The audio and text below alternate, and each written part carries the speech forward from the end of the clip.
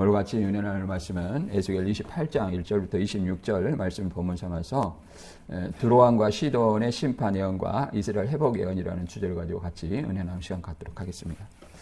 에스겔 28장은 이제 27장에 이제 두로의 심판에 이어서 이제 이게 시돈의 심판까지 그리고 이스라엘 회복까지 예언한 사건입니다. 그래서 이 심판에 이르게 된 것은 두로왕의 교만과 자기 신격화를 하나님께서 심판하신 말씀으로 인간이 하나님의 자리에 오르려 할 때에 결국 멸망에 이르게 됨을 보여줍니다. 또한 세상의 지혜와 부와 권세가 아무리 높아도 하나님 앞에서는 피조물에 불과하며 참된 영광은 하나님을 경외하는 데 있음을 선포하는 내용입니다.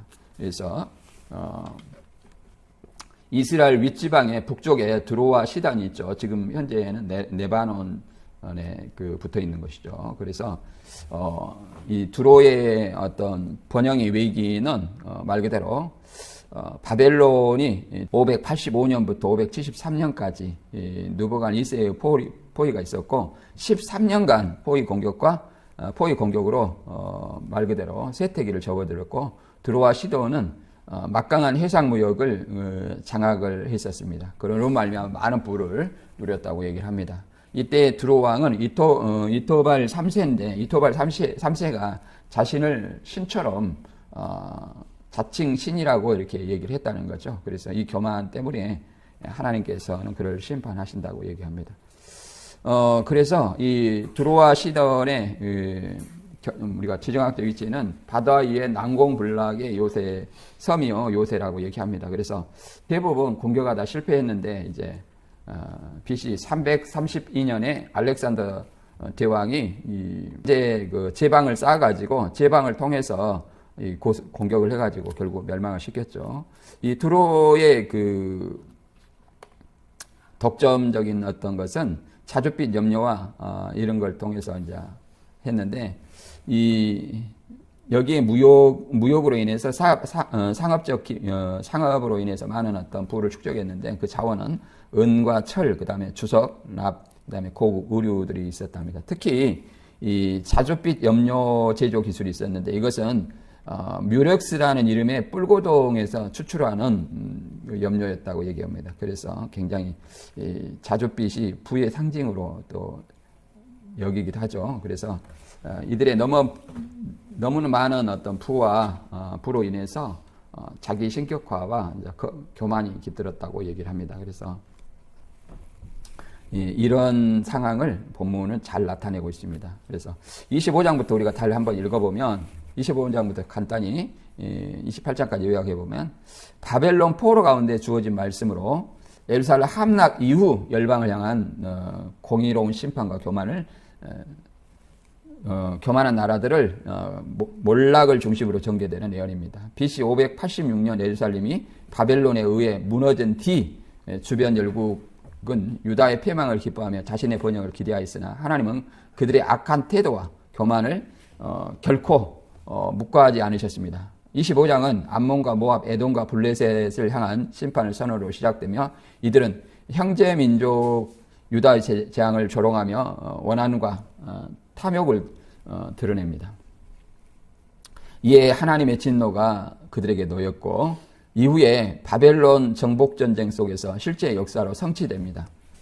13년 동안 성취됐다고 그랬죠. 그리고 마지막에는 이제 알렉산더 대왕으로 인해서 그 성취가 완전히 이루어지죠. 그래서 26장에서 28장은 해상 무역으로 번영한 두로와 시단을 향한 심판 예언으로 이어지는데 BC 586년 예루살렘 함락 직후 두로는 예루살렘이 무너졌으니 내가 풍요로워지리라고 말하였고 하나님은 느부갓네살과 여러 민족을 통해 두로를 무너뜨릴 것을 선언합니다. 그래서 27장에 두로를 향한 물리적 애가 형식으로 노래하며 몰락을 애가 형식으로 노래하며 온 세상이 감탄하던 부여와 건세가 한순간에 무너질 것을 보여줍니다. 이어 28장은 스스로 하나님처럼 높아진 두로왕의 교만과 시돈의 제약에 대한 심판을 선포하면서 마지막에는 흩어진 이스라엘 백성을 다시 회복시키실 하나님의 언약을 약속합니다. 이러한 예언은 바벨론과 헬라 제국의 역사 속에서 단계적으로 성취되며 하나님께서 이스라엘과 열방의 흥망성쇠를 모두 다스린다는 하나님의 주권 사상이 잘 담겨 있습니다. 이것을 본문을 통해서 알아보도록 하겠습니다. 에스겔 28장 2절부터 한번 읽어보겠습니다. 같이 시작. 인자야 너는 두로 왕에게 이르기를 주 여호와께서 이같이 말씀하시되 내 마음이 교만하여 말하기를 나는 신이라 내가 하나님의 자리 곧 바다 가운데 앉아 있도다. 내 마음이 하나님의 마음과 같은 채할지라도 너는 사람이요 신이 아니거늘 내가 다니엘보다 지혜로워서 은밀한 것을 깨닫지 못할 것이 없다 하고 내 지혜와 총명으로 재물을 얻었으며 금과 은을 곳간에 저축하 있으며 내 큰 지혜와 무욕으로 재물을 더하고 그 재물로 말미암아 내 마음이 교만하여졌도다. 그러므로 주 여호와께서 이같이 말씀하셨느니라. 내 마음이 하나님 마음 같은 채 하였으니 그런즉 내가 이방인 곧 여러 나라의 강포한 자를 거느리고 와서 너를 치리니 그들이 칼을 빼어 내 지혜의 아름다운 것을 치며 내 영화를 더럽히며 또 너를 구덩이에 빠뜨려서 너를 바다 가운데 죽임을 당한 자의 죽음같이 바다 가운데에서 죽게 할지라. 내가 너를 죽이는 자 앞에서도 내가 하나님이라고 말하겠느냐. 너를 치는 자들 앞에서 사람일 뿐이요 신이 아니라. 인자야 두로 왕을 위하여 슬픈 노래를 지어 그에게 이르기를 주 여호와의 말씀에 너는 완전한 도장이었고 지혜가 충족하여 온전히 아름답도다. 내가 지음을 받던 날로부터 내 모든 길이 완전하더니 마침내 내게 불의가 드러났도다.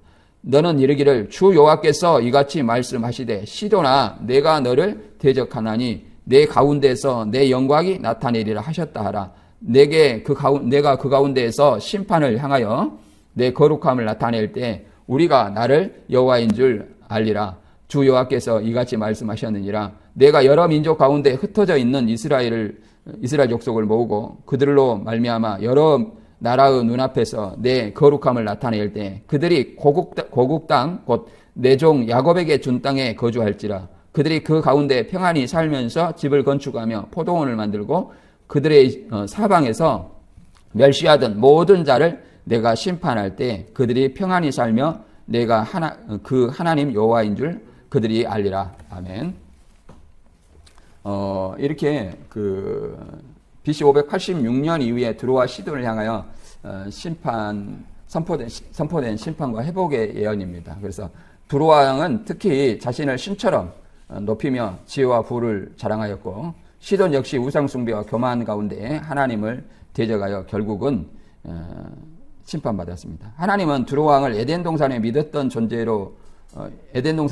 존재로 비유하시며 교만으로 인해 높은 자리에 추락하는 모습을 통해 인간 권세의 한계를 드러내십니다. 또한 시돈에 대한 심판을 함께 장차 이스라엘 회복을 약속하신 내용입니다. 그래서 여기서 두로 왕은 실제로 우리가 이토발 3세라겠죠. 이토발 3세가 이런 일을 했다는 것이죠.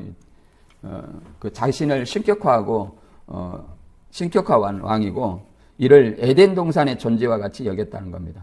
처음에 영광을 누렸으나 타락한 인간 권세, 그 다음에 또 기름 부음 받는 덮는 그룹으로 높은 지위와 특권을 받은 존재로 이렇게 묘사하고 있습니다. 그런데 추락했다고 하죠. 그래서 교만으로 인한 심판하고 시도는 우상 숭배와 타락한 열방을 상징하는 거죠. 이것이 이제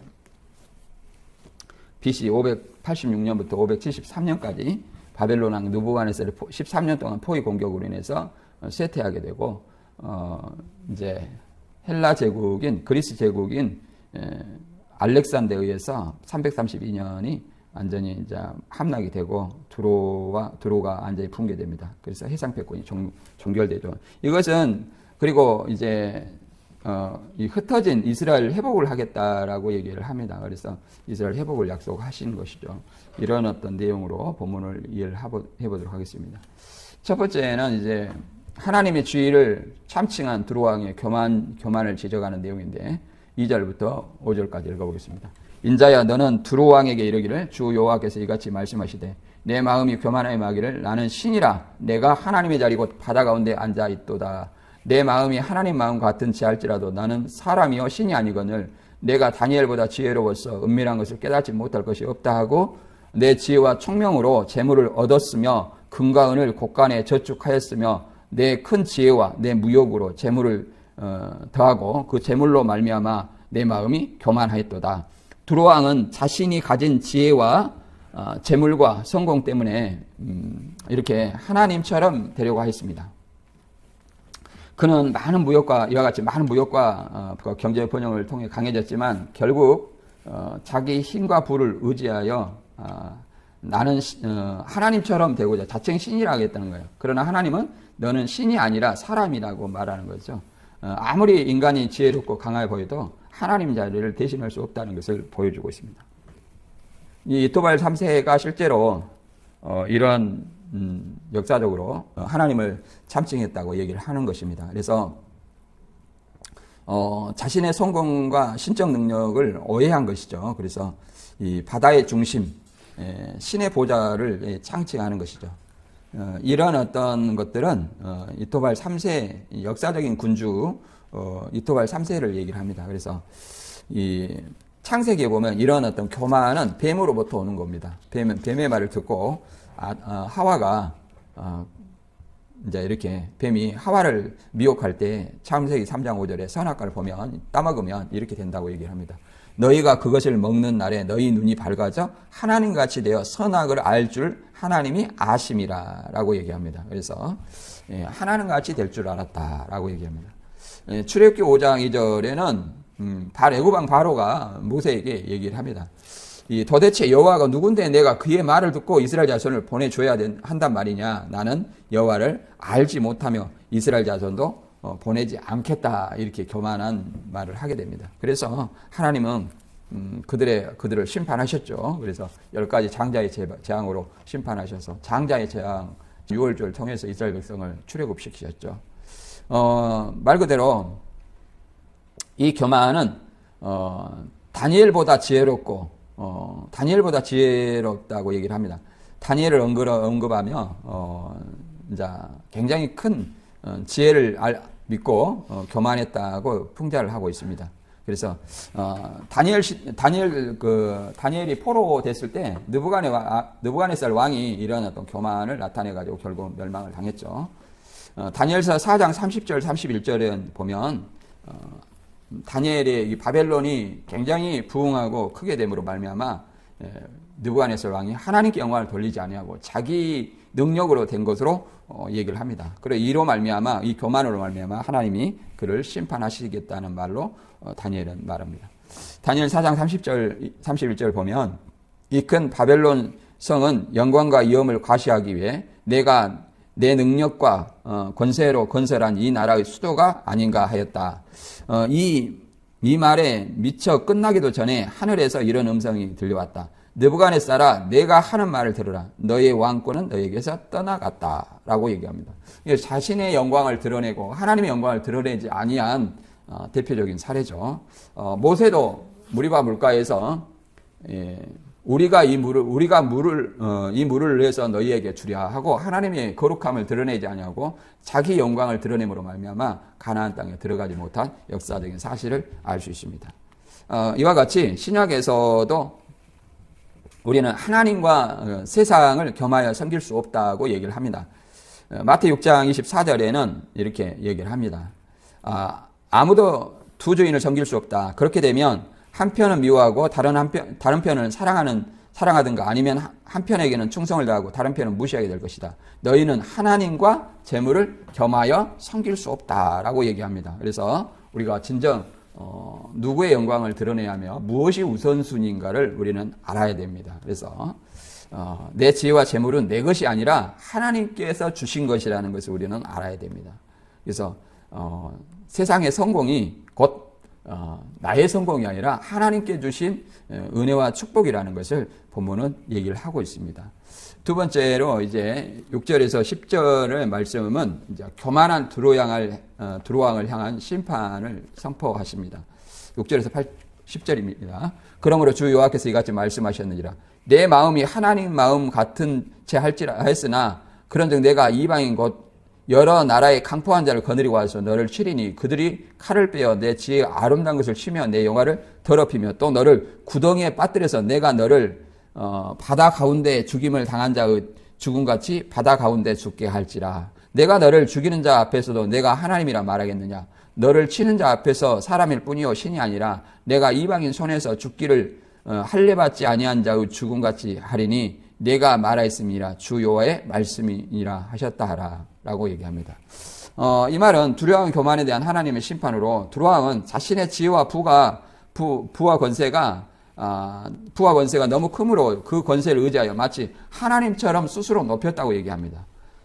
그것은 연약한 인간에 불과한 두로왕이 결국 하나님처럼 데려간다는 것은 스스로 교만을 했다는 것이고 결국은 그 인간의 자신을 높이는 인간은 결국 하나님의 심판 아래 무너질 수밖에 없다는 것을 얘기를 합니다. 따라서 모든 우주의 주권자는 하나님이심을 선언하는 내용입니다.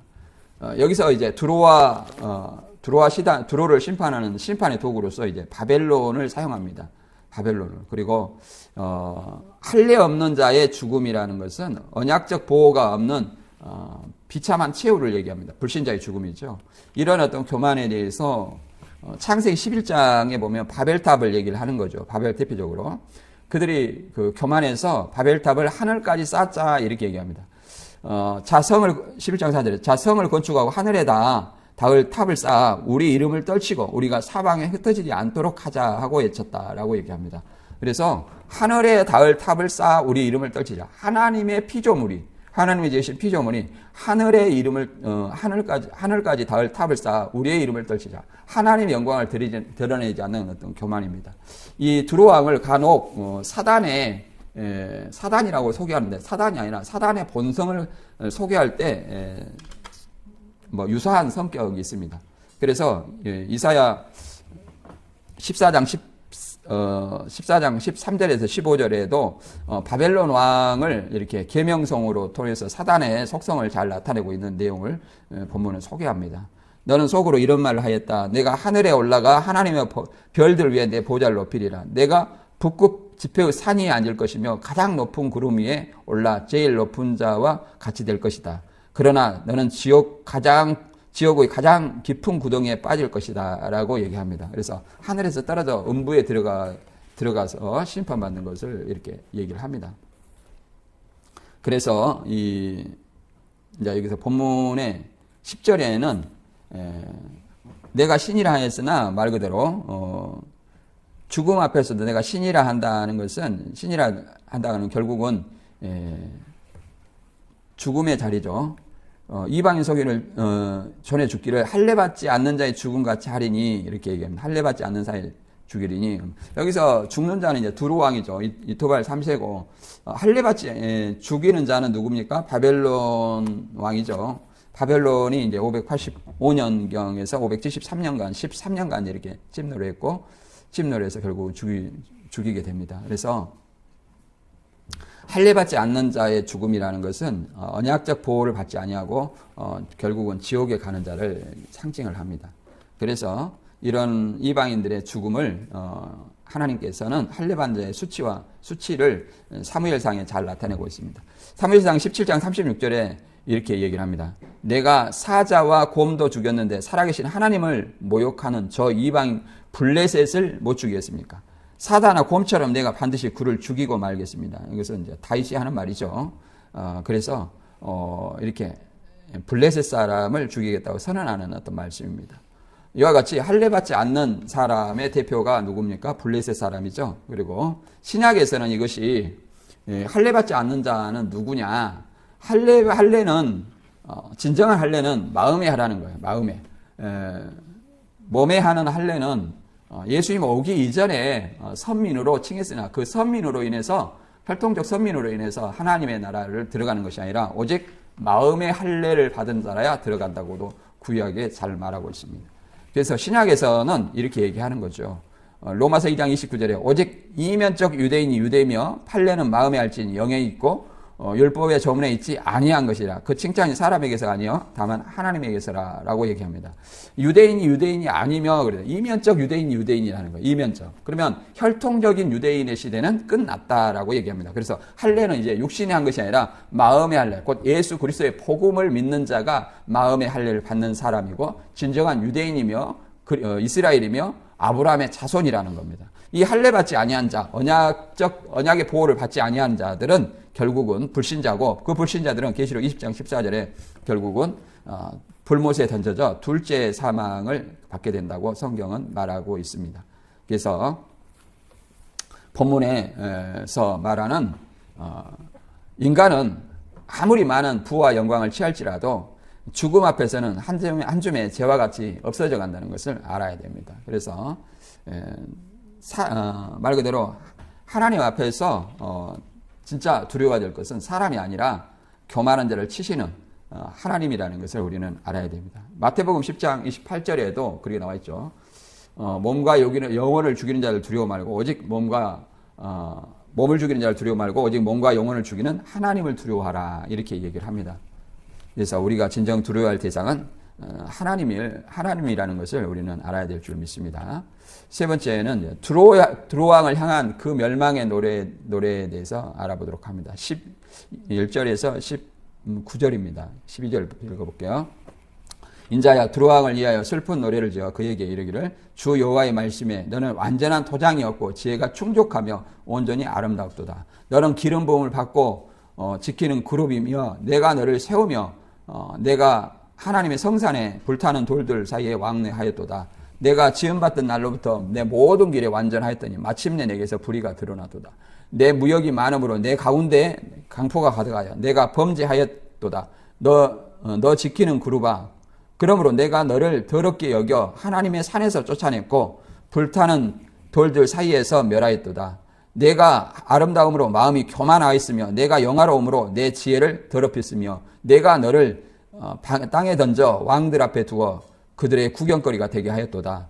내가 죄악이 많고 무역이 불의함으로 내 모든 성소를 더럽혔으며 내가 내 가운데 불을 내어 너를 사르게 하고 너를 보고 있는 모든 자 앞에서 너를 땅 위에 재가 되게 하였도다 라고 얘기합니다. 이 말은 말 그대로 두루왕을 완전히 아름답고 지혜로운 존재로 묘사를 시작합니다. 그래서 높은 지위와 영광을 받았지만 무역과 부유함이 많아지면서 마음이 교만해졌다. 결국 그는 자신의 지혜와 아름다움을 하나님보다 더 신뢰하게 되어 결국은 그 지혜와 불의가 드러나 하나님의 성소에서 쫓겨나 심판을 받게 된다고 본문은 말합니다. 꼭 에덴 동산에 쫓겨난 아담과 하와를 연상하는 내용이죠. 말 그대로 하나님의 동산, 에덴 동산을 연상하는 본문의 내용인데 여기서 산 얘기가 나오죠. 그러니까 하나님의 에덴 동산을 연상하기도 하고 그 다음에 온전한 인이었다라고 얘기합니다. 그래서 하나님의 성소에서 쫓겨났다라고 얘기합니다. 그리고 기름 부음 받은 덮는 그룹이라고 얘기합니다. 덮는 그룹. 그룹은 천사죠. 천사들은 본래 이제 구약에서는 이제 언약궤 위에 두 그룹이 연하여 있었죠. 그리고 에스겔서에 보면 네 그룹이 있었죠. 신약에서도 계시록 4장에 네 그룹을 네 생물로 이렇게 묘사하면서 하나님 보좌 주위에 있는 존재로 천사들을 그렇게 묘사하고 있습니다. 이 창세기 3장 24절에도 아담이 범죄함으로 말미암아 그를 하나님의 성산에서 에덴 동산에서 쫓아내는 일이 있습니다.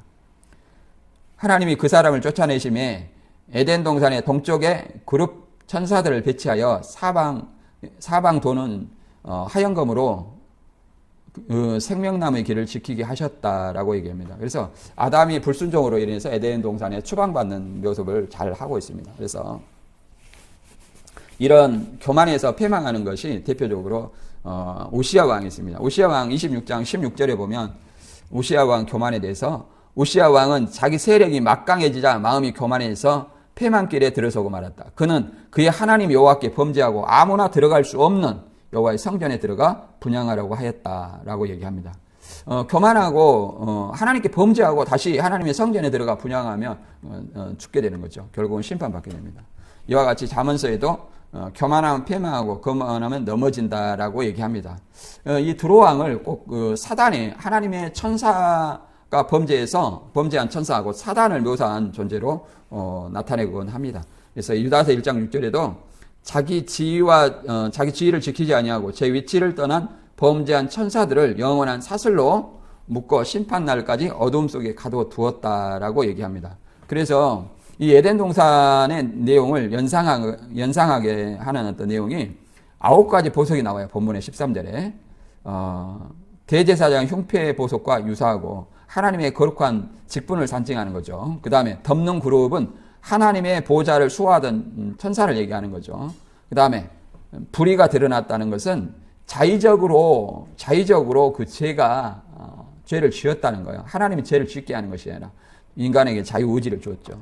그래서 가운데서 불을 내어하고 말은 외부적 침략 이전에 내부의 고만과 죄가 스스로 그들의 심판을 자체했다는 거죠. 여기서 이제 기름 부음 받음 또 덮는 이런 어떤 내용에 그 헬라어가 밈샤우입니다. 밈샤흐입니다. 밈샤흐는 기름 부음 받은 확장된 덮는 이런 뜻인데 하나님에 의해 구별되고 임무가 부여된 덮는 그룹의 고귀한 직분을 의미하나 이 은사가 도리어 교만의 조건이 되어 비극을 상징하는 존재로 되어 있습니다. 덮는 그룹.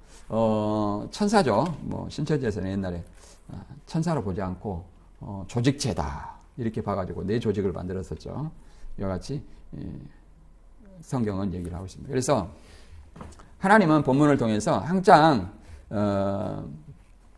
나에게 주어진 은사와 성공이 내 의로움이 아니라는 것을 항상 얘기를 합니다. 하나님의 은혜라는 것을 은혜이기 때문에 하나님께 영광을 돌리는 우리가 되어야 줄 줄로 믿습니다. 네 번째는 이제 시돈의 멸망과 그 선민의 대책에 대해서 심판을 예언합니다. 21절부터 24절까지 읽어보겠습니다.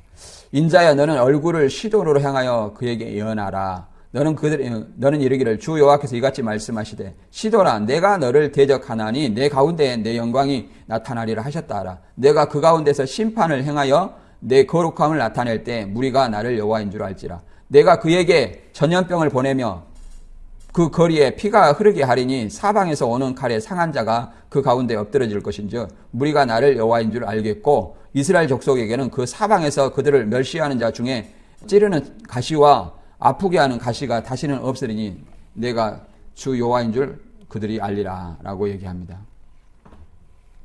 이스라엘 족속의 시돈에 대해서 멸망을 선언하고 이스라엘에 대해서 이제 가시를 제거해 주겠다라고 선언하는 내용이죠. 이와 같이 여호와를 아는 것이 목적이라는 것을 말하고 있습니다. 시돈은 하나님의 백성을 괴롭히고 교만 가운데 있었지만 그들을 심판하심으로 자신의 거룩함과 주권을 드러내시고 결국 모든 민족이 여호와가 하나님이심을 알게 하신다는 내용입니다. 동시에 이스라엘에게는 더 이상 열방의 공격과 조롱이 끝나고 회복이 주어질 것을 약속하는 내용이죠. 그래서 시돈을 얘기를 합니다. 전염병과 사방에서 몰려오는 칼이라고 얘기를 합니다. 이런 어떤 시돈의 교만을 이렇게 바벨론과 또 그리스 제국, 헬라 제국으로 인해서 헬라 제국 알렉산더 대왕으로 해서 완전히 멸망시키는 것은 그 심판을 멸망함으로써 하나님의 거룩함을 드러내고자 하는 것이다 라고 얘기합니다. 그래서 그들이 내가 여호와인 줄 알리라 얘기를 합니다. 그리고 시돈을 심판하면서 찌르는 가시를 제거한다라고 얘기합니다. 결국 이스라엘 괴롭히던 인접 국가인 시돈을 제거함으로써 이스라엘의 가시를 제거했다고 얘기하는 거죠. 시돈의 제약은 우상 숭배입니다. 바알과 아스다롤의 근원지죠. 그래서 이런 어떤 심판의 근원이 되게 있습니다. 민수기에 보면 이제 가시에 대해서 찌르는 가시에 대해서 이방인들이 그 가나안 족속을 쫓아내지 않으면 그들이 이 이스라엘 족속의 가시가 된다는 말이 있습니다. 민수기 33장 55절에 보면 이렇게 되어 있습니다. 만일 내가 그 땅 원주민을 쫓아내지 않으면 남아있는 자들이 너의 눈과 옆구리에 찌르는 가시와 같이 너희를 괴롭게 할 것이다 라고 얘기합니다. 가시와 같은 역할을 해서 괴롭게 한다는 거죠. 여호수아에서도 마찬가지입니다. 동일한 얘기를 하고 있어요. 23장 13절에 보면 너희는 너희와 하나님 여호와께서 이 민족들을 너희 목전에서 다시는 쫓아내지 아니하시리니 그들이 너희에게 올무가 되며 덫이 되며 너희 옆구리에 채찍이 되며 너희 눈에 가시가 되어서 너희가 마침내 너희 하나님 여호와께서 너희에게 주신 이 아름다운 땅에서 멸하리라 라고 얘기합니다. 이 백성이 범죄의 함으로 말미암아 쫓아내지 아니하신다라고 얘기합니다. 그래서 그들이 올무가 되고 옆구리에 채찍이 되고 눈에 가시가 되어서 마침내 하나님께서 너희에게 주신 이 아름다운 땅에서 멸할 수 있겠다라고 이렇게 선언하는 내용입니다. 그래서 이런 어떤 교만한 자에게 하나님께서는 채찍과 가시로 이렇게 심판하심을 얘기를 하고 있습니다. 또 이제 이세벨에 대해서 얘기를 합니다. 이세벨의 어떤 그 이세벨과 결혼한 바알 왕의 딸인 이세벨과 결혼하여 바알을 섬겼다라고 얘기하는데 이게 누구냐면 느밧의 아들 여로보암을 얘기합니다. 그가 범죄한 일을 가볍게 여겨서 그 범죄하는 일이라는 것은 이방 여인과 결혼해서 바알을 섬기는 일을 얘기합니다.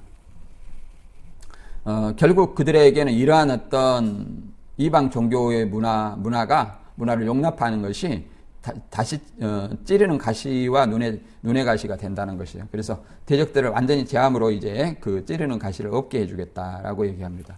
신약에서는 이것이 말 그대로 어떻게 드러나냐? 이 바울은 이렇게 말합니다. 바울은 가시에 대해서 내 몸에 가시 같은 병이라고 얘기합니다. 가시 같은 병. 이 병에 대해서 간질이다, 안질이다, 뭐 여러 가지 설이 있지만 저는 개인적으로 안질이라고 생각을 합니다. 고린도후서 12장 7절에는 이렇게 말합니다. 내가 받은 계시가 너무 크고 놀라운 것이기 때문에 하나님은 내가 너무 교만해질까봐 내 몸에 가시 같은 병을 주셨습니다. 이것은 내가 교만하지 않도록 나를 괴롭히는 사단의 사자입니다. 사단의 사자라고 얘기합니다. 그를 통해서 바울을 괴롭게 함으로 말미암아 내 은혜가 내게 족하도다라고 얘기합니다. 그 말은 바울이 약할 때에 하나님을 찾는 것이 하나님의 은혜라고 얘기합니다. 바울에게. 그래서 등 따시고 배부르면 하나님을 찾지 않잖아요. 그런 것처럼 바울은 눈의 질병을 몸에 가시 같은 병을 통해서 하나님을 의지하기 때문에 약한 데서 온전해지고 내 은혜가 내게 족하다 이렇게 말합니다. 그리고 이 히브리서 6장 7절과 8절에는 이 복음을 전파를 했을 때 복과 저주를 이렇게 말합니다. 땅이 자주 내리는 비를 흡수하여 농부들에게 유익한 채소를 내며 하나님의 복을 받습니다. 그러나 가시와 엉겅퀴를 내며 아무 쓸모가 없이 곧 저주를 받고 마침내 불에 타게 됩니다. 이렇게 하나님의 말씀을 받아들인 자와 거부한 자에 대해서 복과 저주를 이렇게 설명하고 있습니다. 물론 사복음서에 이제 4가지 밭에서 가시던 불은 세상의 걱정과 재물에 대한 유혹 때문에 말씀이 결실을 맺지 못한 상황을 얘기합니다. 결국은 가시던 불은 세상의 유혹과 죄의 유혹에 대해서 결국은 결실을 맺지 못하고 불에 던져진다는 사실을 얘기를 합니다. 5번째는 이제 선민의 기환과 선민 회복을 예언한 내용입니다. 28장 25절에서 26절입니다. 주 여호와께서 이같이 말씀하셨느니라. 내가 여러 민족 가운데 흩어져 있는 이스라엘 족속을 모으고 그들로 말미암아 여러 나라의 눈앞에서 내 거룩함을 나타낼 때 그들이 고국 땅 곧 내 종 야곱에게 준 땅에 거주할지라. 그들이 그 가운데 평안히 살면서 집을 건축하며 포도원을 만들고 그들이 사방에서 멸시하던 모든 자를 내가 심판할 때에 그들이 평안히 살면 내가 그 하나님 여호와인 줄 그들이 알리라. 하나님께서 이렇게 심판과 회복을 하신 이유는 하나님 자신을 그들에게 드러내기 위해서요. 그들에게 드러내기 위해서. 그래서 하나님께서 흩어진 이스라엘을 모은다는 것은 이 말 그대로 그 이스라엘 나라가 완전히 패망하고 그 유태인 학살이라는 어떤 사건이 있었죠. 그래서 전 세계 유대인이 흩어졌습니다. 그래서 다시 모은 사건은 가까운 장래사에 1948년에 이제 이스라엘이 다시 본래 팔레스타인 쪽으로 돌아오게 되죠. 완전한 땅을 회복한 것이 아니라 부분적으로 회복을 했습니다. 그래서 많은 지금도 국제 분쟁이 있는 상태이죠. 예, 이 말씀은 약속한 땅으로 회복하신 뒤에 더 이상 두려움과 전쟁이 아닌 편안한 삶을 누리게 하셨다는 약속인데, 그래서 팔레스타인이 진정한 어떤 이 안식의 땅이 아니라, 그리고 진정한 안식의 땅은 새하늘 새 땅, 새하늘 새 땅이라는 것을 묘사하고 있습니다. 그래서 이 전쟁 종식과 영구적 정착, 영적 가나안은 말 그대로 새하늘 새 땅이라는 것을 얘기를 하고 있습니다. 그래서 창세기에는 이미 모든 민족이 아브라함의 후손이 될 것을 미리 선언해 놨습니다. 창세기 12장 2절에 내가 너를 큰 민족의 조상이 되게 하고 너를 축복하며 내 이름을 크게 떨치게 하겠다. 너는 다른 사람의 복을 끼치는 자가 될 것이다. 너를 축복하는 자를 내가 축복하고 너를 저주하는 자를 내가 저주할 것이며 땅의 모든 민족이 너를 통해 복을 받을 것이다. 그래서 땅의 모든 민족이 아브라함의 후손이 될 것을 이렇게 약속을 해놨습니다. 그래서 신명기 30장에서는 다시 회복을 얘기를 하고 있는데 30장 3절과 4절에 하나님 여호와께서 여러분을 불쌍히 여기셔서 여러분을 흩어버리신 모든 나라에서 다시 모으실 것입니다. 비록 여러분이 땅끝에서 흩어져 있을지라도 여러분이 하나님 여호와께서 여러분을 다시 모아 조상의 땅으로 돌아오게 하실 것입니다. 여러분은 그 땅을 다시 소유하게 될 것입니다. 또 여호와께서 여러분을 축복하셔서 여러분의 조상들보다 더욱 번성하게 하실 것입니다. 라고 얘기합니다. 그래서 이 신명기에서도 이미 가나안 땅에 흩어졌던 백성을 다시 모을 것을 얘기를 하는 것이죠. 이것은 신약에서도 이 말 그대로 누가 이스라엘이고 아브라함의 후손인지를 갈라디아 3장 29절에 보면 이렇게 나와 있습니다. 여러분이 만일 그리스도에 속한 사람이라면 여러분은 아브라함의 후손이며 하나님의 약속하신 것을 약속을 받을 상속자들입니다. 라고 얘기합니다. 상속은 영생을 상속하는 것이죠. 구약에서는 장자가 상속권을 가졌죠. 그리고 이 아브라함의 후손이 누구도 있냐면, 봐보세요. 이 요한복음 10장에 보면 유대인만이 아브라함의 후손이 아니라 유대인 외에 예수 그리스도를 믿는 사람이 아브라함의 후손이라는 것을 분명히 얘기를 하고 있습니다. 그리고 예수님을 믿는 자가 우리 안에 있는 자고 그들이 진정한 아브라함의 후손임을 얘기를 하고 있습니다. 요한복음 10장 16절에는 이렇게 얘기합니다. 또 내게에는 우리 안에 들어있지 않는 다른 양들도 있다. 나는 그들을 위해 그들을 데려와야 한다. 그 양들도 내 음성을 듣고 한 목자 아래서 한 무리가 될 것이다. 라고 얘기합니다. 우리 안에 있지 않는 다른 양들, 그러잖아요. 예수님을 믿지 않는 다른 양이라고 말할 수 있지만 유대인 외에 다른 민족이라고도 말할 수 있죠. 그래서 그들이 한 목자고 예수 그리스도 안에서 한 무리가 되어서 있을 것이다. 그래서 아브라함의 후손은 갈라디아 3장 15절 이하에 보면 아브라함의 후손을 여럿을 아브라함의 후손이라 하지 않고 오직 하나를 말했는데 하나는 이삭이죠. 이삭인데 오직 그리스도라고 얘기합니다. 그리스도만이 아브라함의 후손이라고 얘기하는 거예요. 갈라디아 4장 28절에는 너희도 이삭과 같이 약속의 자녀라는 말씀을 통해서 그리스도를 믿는 자가 아브라함의 후손임을 분명히 나타내고 있습니다. 그들이 상속자고 그들이 상속자로 계시록 21장의 영생을 상속하는 것을 볼 수 있습니다.